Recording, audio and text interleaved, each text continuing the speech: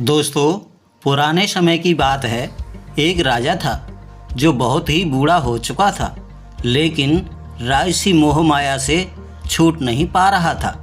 बाल सफ़ेद हो चुके थे, लेकिन विलासिता का इतना आदी था कि अपने राजकुमार के राजगद्दी के योग्य उम्र एवं गुण होने के बावजूद भी राजगद्दी छूट नहीं रही थी।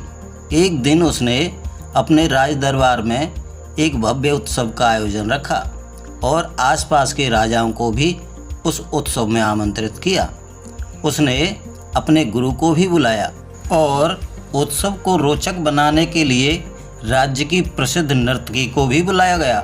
राजा ने अपने गुरु को कुछ स्वर्ण मुद्राएं दी ताकि वह नर्तकी को नृत्य के बाद पुरस्कार में वह दे सकें। रात भर नृत्य चलता रहा, सब आनंद में झूम रहे थे। सुबह होने जा रही थी कि नर्तकी ने देखा कि तबले वाला नींद में जा रहा है। वो झपकी ले रहा है, जिसके कारण तबले की ताल धीमी होती जा रही थी और नृत्य भी धीमा पड़ने लगा था। नर्तकी ने उसे जगाने के लिए एक दोहा पढ़ा। बहुत गई थोड़ी रही, पल पल दई बिताए, एक पल के कारण ना कहीं कलंक लग जाए। इस दोहे को जैसे ही सबने सुना तो सब सजग हो गए, जैसे कि उन्हें कोई गहरा ज्ञान मिल गया हो। सबने अपने अपने अनुसार इस दोहे का अर्थ निकाला। तबले वाला सतर्क होकर तबला बजाने लगा। सब लोग दोहे की बहुत प्रशंसा करने लगे। नर्तकी ने वही दोहा फिर से पढ़ा।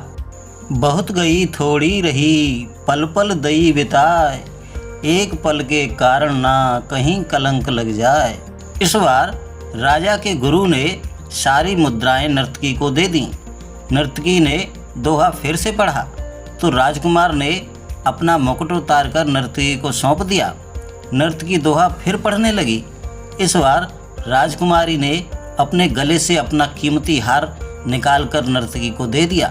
नर्तकी दोहे को बार बार दोहरा रही थी।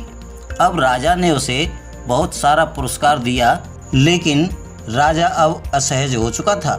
उसने नर्तकी से कहा, बस कर, अब एक मामूली सी नर्तकी आज क्या सारी सभा को लूट लेगी। राजा की यह बात जैसे ही गुरु ने सुनी तो उनके नेत्रों से आंसू बहने लगे। वह राजा से बोले, राजन, आप इसे मामूली नर्तकी ना कहें। अब यह मेरी गुरु है, इसने मेरी आंखें खोल दी हैं। मैं सारा जीवन ईश्वर की भक्ति में लीन रहा, वन वन जाकर तपस्या की और अब अपने अंतिम समय में इसके नृत्य में लीन होकर मैं अपनी साधना नष्ट करने जा रहा था। इसके दोहे ने मुझे बचा लिया। गुरु के बाद राजा का पुत्र यानी राजकुमार बोला, पिताजी, आप मुझे राज्य नहीं दे रहे थे। मैं अपने सिपाहियों के साथ मिलकर आपकी हत्या करने वाला था। आज इसी दोहे ने मुझे जगा दिया कि आज नहीं तो कल राज्य मुझे मिलने ही वाला है। फिर पिता की हत्या का कलंक अपने सिर पर क्यों लूं? दोस्तों, कहानी अच्छी लग रही हो तो कहानी को लाइक भी कर दीजिए। इसके बाद राजा की पुत्री भी राजा से बोली, पिताजी, आप मेरा विवाह नहीं कर रहे थे, इसलिए आज मैं महावत के साथ भागकर अपना जीवन बर्बाद करने वाली थी, पर आज इसी नर्तकी के दोहे ने सुमति दी कि आज नहीं तो कल तेरा विवाह तो हो ही जाएगा। फिर तू क्यों घर से भागकर अपने पिता को कलंकित करती है।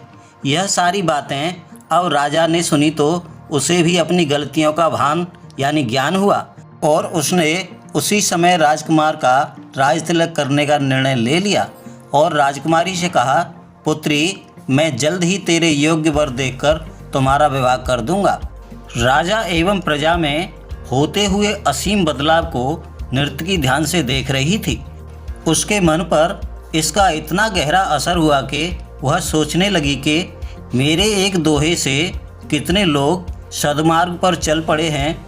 जब सबने सही मार्ग चुन ही लिया है तो फिर मैं क्यों पीछे रहूं। उसने उसी समय राजनर्तकी होना त्याग कर ईश्वर की भक्ति को अपना लिया। दोस्तों, कभी कभी जीवन में हम बहुत कठिन रास्तों से गुजरते हुए अपनी मंजिल पर बस पहुंचने ही वाले होते हैं कि ठीक उसी वक्त हमारा सब्र टूट जाता है। हम हिम्मत हार जाते हैं, रुक जाते हैं, ठहर जाते हैं। वो कहते हैं ना, कश्तियाँ अक्सर किनारों पर डूबा करती हैं, इसीलिए जब भी ऐसा लगे कि आप अधीर हो गए हैं, धैर्य खत्म होने लगा है, तो एक बार इस दोहे को जरूर दोहराएं। बहुत गई थोड़ी रही, पल पल दई बिताए, एक पलक के कारण ना कहीं कलंक लग जाए। दोस्तों, ये कहानी आपको पसंद आई हो और लाइक ना की हो तो लाइक कर दीजिए। मिलते हैं अगली कहानी के साथ, तब तक के लिए आप सभी को जय श्री कृष्णा, जय श्री राधे।